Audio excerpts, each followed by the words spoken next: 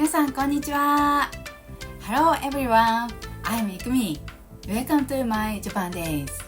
このチャンネルでは私が大好きな日本の景色や文化、そして書道について紹介しています。今日のテーマは日本人に人気の漢字5個を4つの文字で書いてみたというテーマです。以前世界で人気の漢字ベスト5をご紹介したんですが、普段からたくさん漢字を使っている日本人だからこそ出てくる漢字というものがあるんじゃないかなと思ったので、世界で人気の漢字と比較してみようというのが今回のテーマです。まず日本人はどんな漢字が好きなんだろうというふうに疑問を持ったので、これをジェミニに聞いてみました。正直日本人って毎日漢字を使っていて、もう一つのツールとして使っているので、この漢字が好きとかこの漢字が嫌いっていうのは正直ないんですよね。ただ子供の名前に使いたい漢字ランキングとか、あと年に1回今年の漢字っていうのを年末にやるんですね。そういったものであったりとか、一般の人が意味的にいいなと感じる傾向がある漢字というものがあるので、それをねご紹介しようと思います。私が書道で文字を書きながらランキングについてご紹介していきます。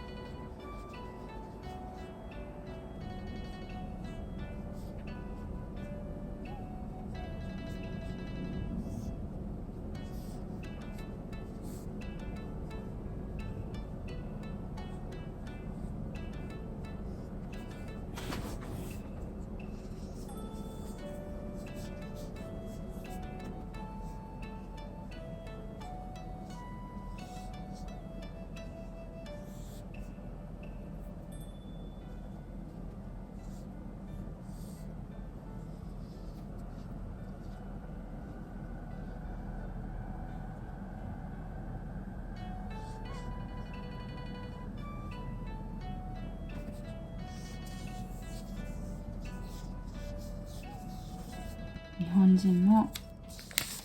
愛にあふれています。なんと1位は日本でも愛でしたね。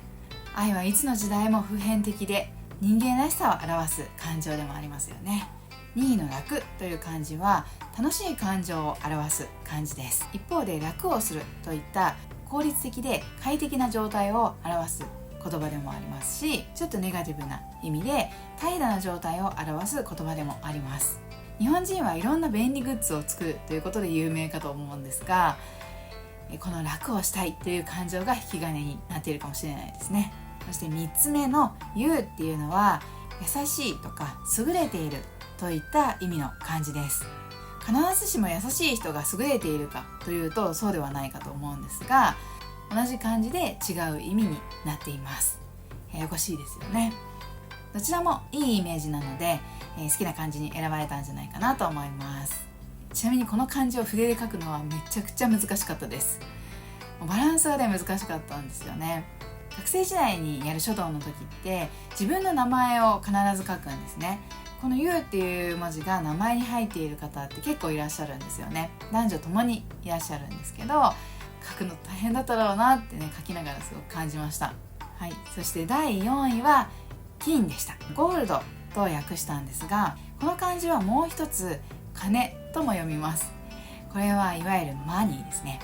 そっちの意味の方で使われることがね結構多いです。世の中お金じゃないよとか言いながらね、お金に興味津々な日本人らしい結果かなと私も思いました。そして5位は花でした。花は華やかさとか美しさ、上品さの意味で使われていて、人を引きつける魅力がある人のことを花があるというふうに言ったりします。これは人だけではなくて、例えば日本の着物っていうのはまさに花がある衣装ですよね。こういったものにも使ったりします。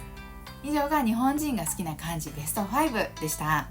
やっぱり世界で人気の漢字とは違いがあったんですけど、それでも1位は愛でしたね。愛っていうのはみんなが大切にしている感情なんだなっていうのがこの漢字を通して分かりました。ちなみに私はどの漢字が好きなんだろうって考えたんですけど、普段からね漢字使ってるくせにパッと思い浮かばなくって、いつもはね結構スマホを使うことが多いんですけど、そのスマホでよく使っている漢字は何かって考えたら出てきました。これ笑いっていう漢字をよく使います。面白い時とか、これ笑えるよねみたいな感じの時に使うんですよね。これもポジティブな漢字なので、ぜひ皆さんも覚えて使ってみてください。それでは今日は日本人が好きな漢字ベスト5をご紹介しました。他にもこの漢字好きだから書いてっていうのがあれば、ぜひぜひコメント欄に入れてください。この動画が勉強になったなとか面白かったなって思う方は、ぜひチャンネル登録とグッドボタンをお願いします。はい、それではまた次回の動画でお会いしましょう。See you!